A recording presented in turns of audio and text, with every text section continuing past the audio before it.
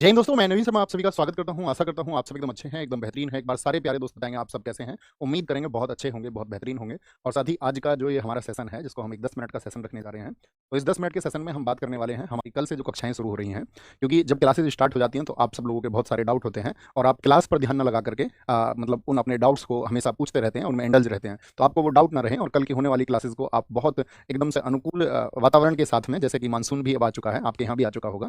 ठीक है, हालांकि बहुत सारे साथी जो कहीं दूर क्षेत्रों से देख रहे होंगे, अभी मैं उत्तर भारत की बात कर रहा हूँ, तो उस मानसून का लुत्फ आप उठाएंगे इन स्टैटिक जीके की क्लासेस से। और दोस्त, मैं आपको बताऊं तो मैं लगभग पिछले 7 वर्षों से स्टैटिक जीके को पढ़ा रहा हूँ और एसएससी के एग्जाम्स के लिए हमने स्पेशल स्टैटिक जीके को पढ़ाया है। और याद रख लेना, हमेशा हर एक छात्र ने उसको, साथी हमेशा जब वो परीक्षा दे करके आया तो अपने शब्दों में व्यक्त किया है कि उसको कितना फायदा हुआ। वही फायदा आपको भी पहुंचे, उस वर्ग तक पहुंचे जो कहीं किसी प्रकार से साथी आपका पैसे खर्च करके कक्षाएं लेने में आपका सक्षम नहीं है या उसके पास पैसे नहीं है। उसी एक शुरुआत के साथ में आप लोगों को पता होगा, 7 महीने पहले नायक फाउंडेशन बैच चला।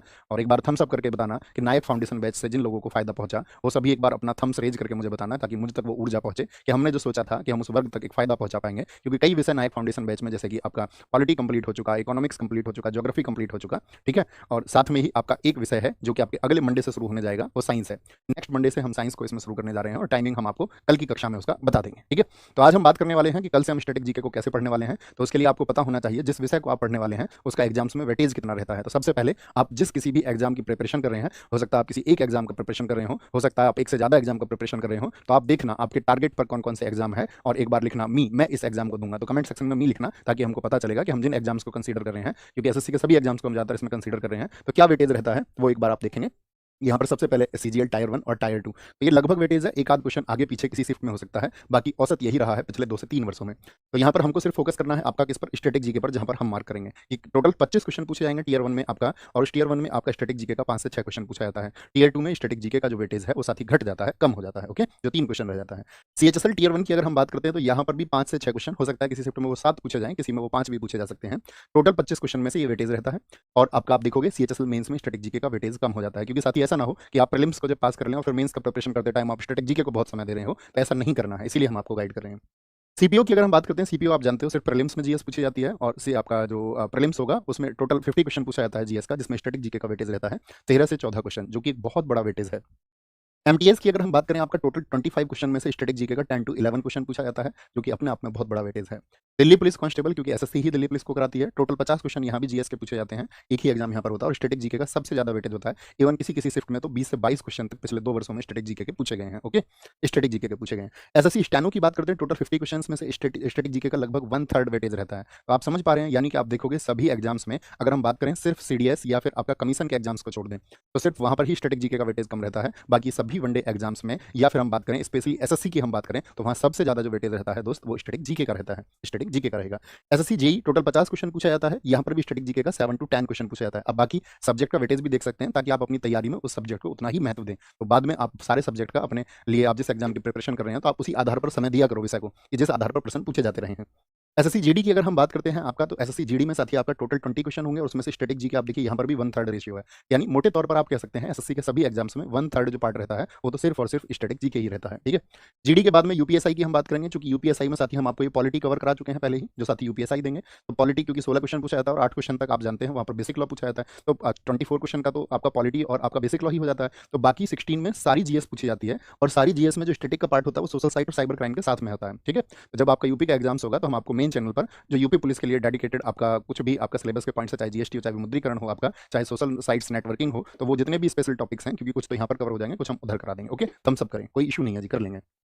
यूपी पुलिस कांस्टेबल की बात करते हैं, तो यहाँ पर टोटल 38 क्वेश्चन पूछा जाता है, और स्टैटिक जीके का 10 to 11 क्वेश्चन पूछा जाता है। ओके, 10 to 11 क्वेश्चन पूछा जाता है। रेलवे ग्रुप डी का साथ ही टोटल 25 क्वेश्चन होगा, स्टैटिक जीके यहाँ पर आपका लगभग 4 से 5 क्वेश्चन पूछा जाएगा। तो ये हमने आपको वेटेज बताया कि आप सब लोगों को वेटेज क्लियर है। और फिर हम बात करते हैं आपका सीडीएस की। सीडीएस में 120 क्वेश्चन होता है जीएस का, लेकिन वहाँ पर बाकी हिस्ट्री, पॉलिटी, ज्योग्राफी, तो आप कहोगे उन सब का वेटेज बहुत होता है। स्टैटिक जीके का बहुत कम वेटेज होता है, 7 to 8 क्वेश्चन होता है। कम तो हम 1% को भी नहीं कह सकते हैं यूँ तो, लेकिन बाकी सब्जेक्ट का कंपेरिजन करें तो वो कम होता है।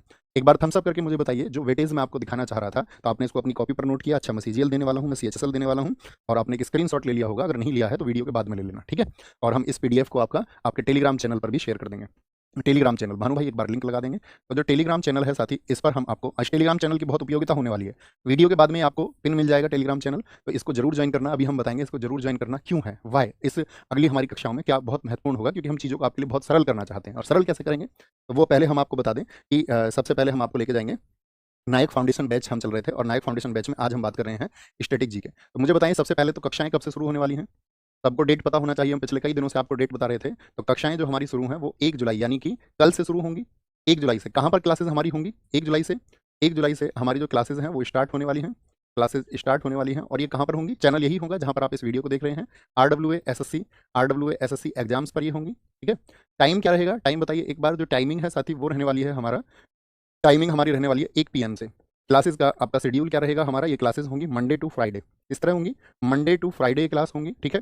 अब एक क्वेश्चन आएगा बहुत सारे लोगों का, जो क्लासेस हैं वो क्या बाइलिंगुअल होंगी, तो आप देखेंगे कि हाँ हमने अपना पूरा फाउंडेशन बैच जो नायक में पढ़ाया, तो इसमें हमारी कक्षाएं क्या हुई हैं, बिलिंगुअल हुई हैं, ठीक है, यानी द्विभाषियाँ हुई हैं। ये आपको याद रख लेना, बाइलिंगुअल होंगी क्लासेस सारी। एक बार थम्स अप कर दीजिए, कोई डाउट हमको नहीं रहेगा। हमने पॉलिटी आपको पूरा बाइलिंगुअल पढ़ाया अच्छे से, सभी टर्म्स को, पूरे स्टेटमेंट को, उसी तरह हमने हिस्ट्री भी आपको बाइलिंगुअल पढ़ाया। और अभी हम आपसे बात करेंगे तो यहाँ पर जो चीज़ें होंगी वो हमारी होंगी 1.30 आवर की क्लासेस होंगी। तो कितनी देर क्लास होगी आपका डेली, 1.5 घंटा क्लास होगी, 1.5 घंटा। इतना आपको मानना, हो सकता है किसी दिन 1 घंटे 15 मिनट भी हो सकता है किसी दिन वो 1 घंटे 40 मिनट भी हो, लेकिन एक आइडियल टाइमिंग आप मान लेना साथी कि वो 1.5 घंटा हमको बचाना, यानी 1 बजे से 2:30 बजे का स्लॉट आपको अपने लिए खाली रखना होगा, ठीक है। अब जो हमने बताया ना आपको टेलीग्राम, टेलीग्राम पर देखिए अभी आप लोगों को बहुत खुशी होगी। दरअसल में क्या होता है, जब हम क्लास को कर रहे होते हैं, एक तो ऐसा सब्जेक्ट होता है कि जिसमें बहुत चीज़ों को साथ के साथ समझने की जरूरत होती है। जैसे कि पॉलिटी एक ऐसा विषय है जिसमें बहुत पैमाने पर हमको उसको समझना पड़ता है। ज्योग्राफी, उसको हमें कई आपका स्टैंडर्ड्स पर जाकर के, कई स्केल्स पर जाकर समझना होता है।